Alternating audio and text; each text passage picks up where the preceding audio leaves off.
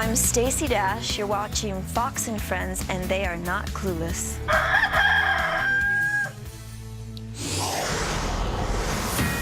All right, Fox News alert. Friends and family reacting to this morning to the news that broke late last night that the man who shot American sniper Chris Kyle and his friend Chad Littlefield dead has been found guilty of murder, not by insanity, of murder.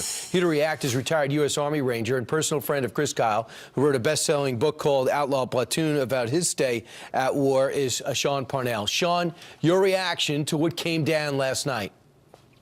Well, honestly, I was just relieved and grateful that after 2 years after Chris and Chad passed from this earth, that a guilty verdict was found. And I just hope and I pray that the families get some peace and resolution from this, because they've been dealing and carrying this very heavy burden of the loss of their loved ones and this trial for 2 years now, and it's not gotten any easier for them. Sean, you know, something else is they kept saying, well, he had PTSD, and that's what happens when you go to war. They're starting to, a lot of people on other less educated channels are starting to blame war for this and PTSD for the violence. What's the reality as you know it? Well, I think anybody that comes back from war comes back fundamentally changed, and I think that change, at the core of that change, is post-traumatic stress. Anybody can suffer from post-traumatic stress, whether it's combat trauma or being in a car accident. But I think it's important for people to recognize that post-traumatic stress disorder is not a catalyst or a reason for anybody to go out and kill two people. It's not a reason whatsoever. And I think to attribute the murder of Chris Kyle and Chad Littlefield to post-traumatic stress is profoundly unfair to the families and to the victims. And it's also unfair to the thousands of veterans that struggle with combat trauma every day who don't commit crimes.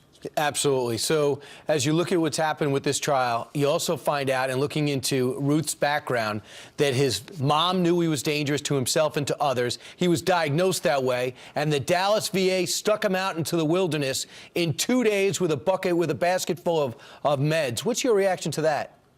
Well, I think there's no question anybody that is wired into what's happening with the VA right now knows that we need to fundamentally transform the VA at a very, very basic level and make sure that we're putting the needs of the veterans before the needs of this giant, bloated, calcified bureaucracy that is the VA. And I think Eddie Ray Ruth is a prime example of that. This is a guy that probably should have been in an inpatient facility and not out on his own. And I also think it's important for people to remember that just because the verdict is in this trial and the case might be closed, the healing process for the Littlefield and the Kyle family is still very much happening. And I think we just have to make sure that we keep them in our prayers. And the good news is it's out there on the big screen, $300 million it's made at the box office already. You and Chris were on the tour together, you talking about your book, him talking about his book. What is your reaction to the public's reaction to the success of American Sniper?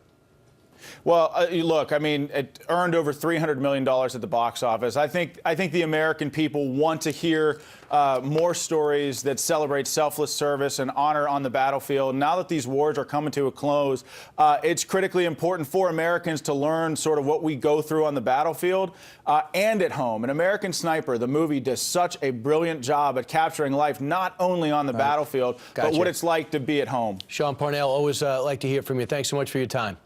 Thanks, Brian. Thanks, guys. I appreciate you having me. No problem.